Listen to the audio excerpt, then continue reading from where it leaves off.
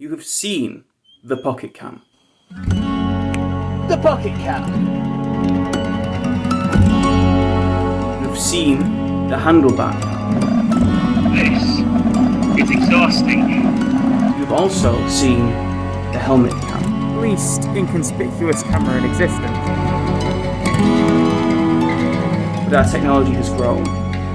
We are capable of doing things now we never thought possible. I present to you The action cam. Fantastic. I really should have found something else to say there. Roll intro. Hi, I'm Stuart Morris.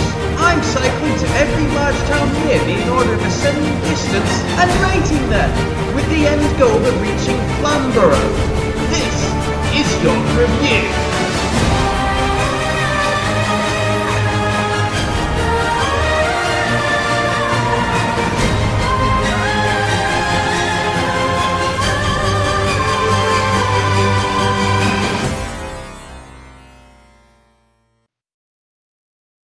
So I'm really looking forward to going to Thirsk today. It's supposed to be a very exciting town, and also it's going to be the first time it's a market town on a market day, which is shocking that I haven't managed that so far in 18 episodes. And another cool thing about Thirsk is that they have a blue plaque trail. They have 20 blue plaques scattered around the town. I mean, you know we have to go find them all. That's just classic York review right there. I love it when these episodes plan themselves. Stay off the path. Stay off the path.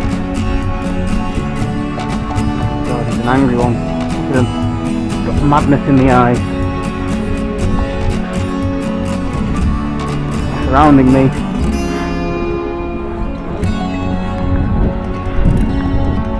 Ambush. Thirsk is a small market town in North Yorkshire, just over 10 miles west of Helmsley. It sits roughly halfway between the Yorkshire Dales and the North York Moors, and is most famous for its connection to James Herriot, the vet featured in the film and BBC TV show All Creatures Great and Small.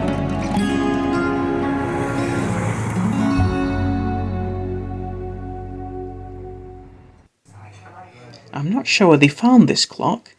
That is not the Roman numeral for the number 4.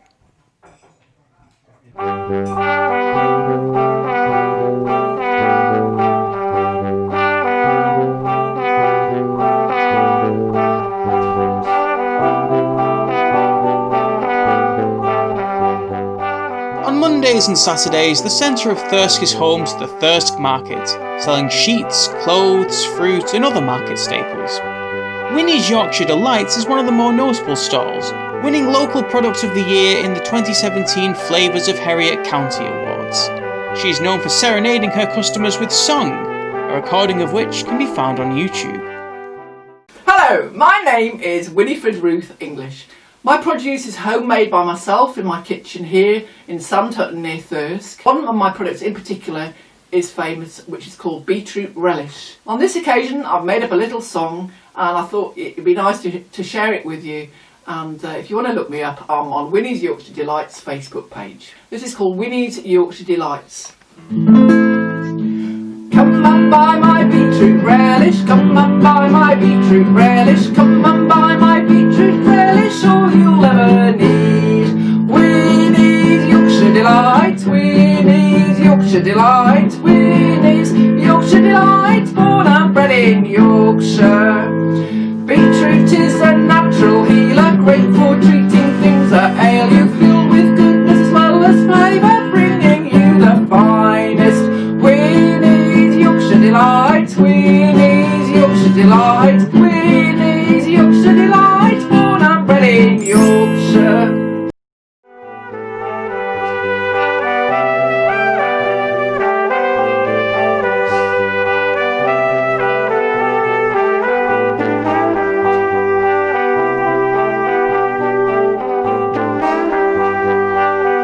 So the hunt begins. Plaque number 1. Before diving into the Blue Plaque Trail, I decided to check out the first Blue Plaque building, once the birthplace of Thomas Lord, the founder of a cricket ground, and now the Museum of Thirsk.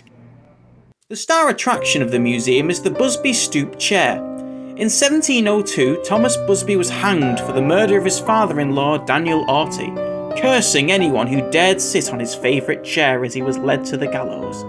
In the following years, people who sat in the chair have met grisly fates. A chimney sweep was found hanged, World War II pilots lost in battle, hitchhikers knocked down, and many more. And so, in 1978, 276 years after the original curse, the owners decided enough was enough. It was safe to donate the death chair to the museum, where it stands today. I like this museum. They got haunted chairs, cricket lords. You can tell the people who own this have a real pride for their local history. I also found a museum attendant who was happy to show me around some other points of interest. A bit more cumbersome than a modern mask. It seems a little big to what I remember. Because it came in a box about this size.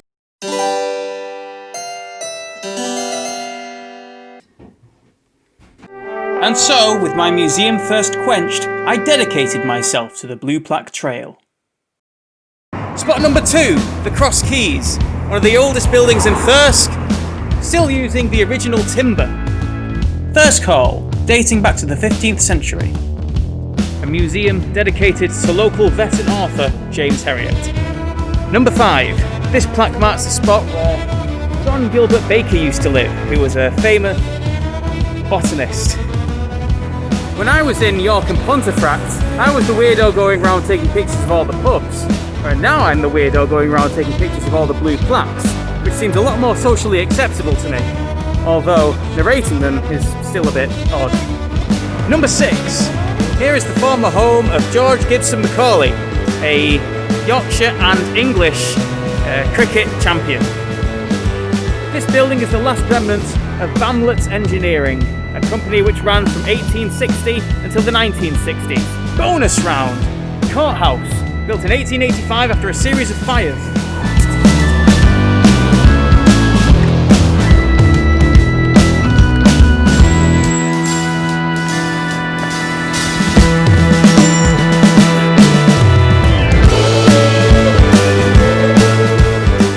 Town Hall. Originally, Thirsk was not considered a town, and they had something in Castleton. But in 1910, a group of people formed together to create this organisation. And finally,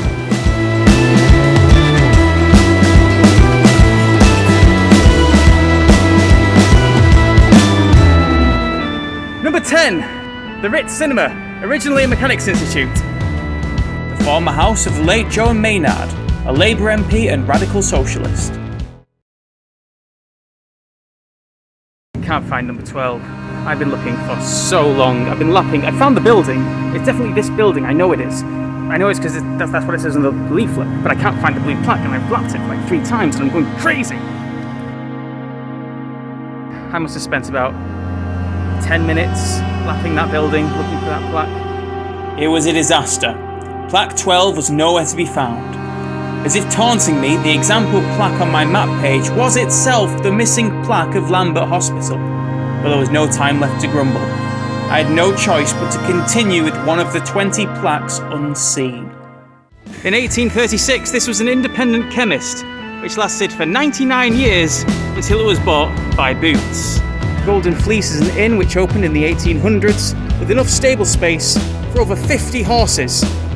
This is the 3 Tons, another coaching inn, and now a Wetherspoons. This building was built in the 1850s and acted as the local registrar office. This old Victorian infant school first opened in 1833. The buildings you see behind me aren't like any other buildings in Thirsk. They were built by a highly revolutionary Victorian architect called Edward Buxton Lamb. The first union workhouse. They would offer shelter and accommodation for poor people, and in return they would provide menial and horrible work, just to make sure that only the really desperate people are coming here. That's Victorian England. And finally, the house of Hannah Packer, a nurse who did humanitarian work in Uruguay and now has a hospital over there named after her. The trail was at an end, but there was still something bothering me. The missing 12th plaque lay heavy on my heart. How can I claim victory when there is part of the trail uncovered? Then, inspiration. I had the brilliant idea of checking where it was on Google Maps, Google Images, and then I found no longer there. I'm not crazy. I'm not crazy! That's where it should be. That's where it should be. I found its ghost. Number 12, Lambert Hospital. Lambert was a military doctor who came home to run the Thirsk general practice.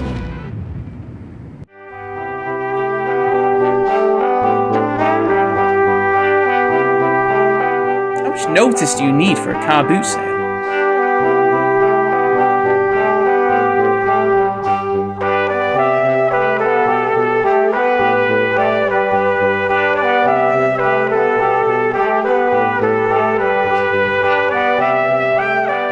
Thirsk is a lovely small town.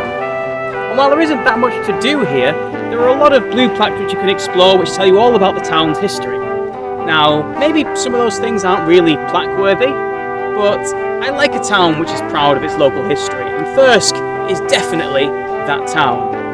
With all those things in mind, I'm going to give Thirsk a Yorks out of Yorkshire. Compromise on cost and quality, all from Winnie's kitchen. Winnie's Yorkshire delight, Winnie's Yorkshire delight, Winnie's Yorkshire delight, born and bred in Yorkshire.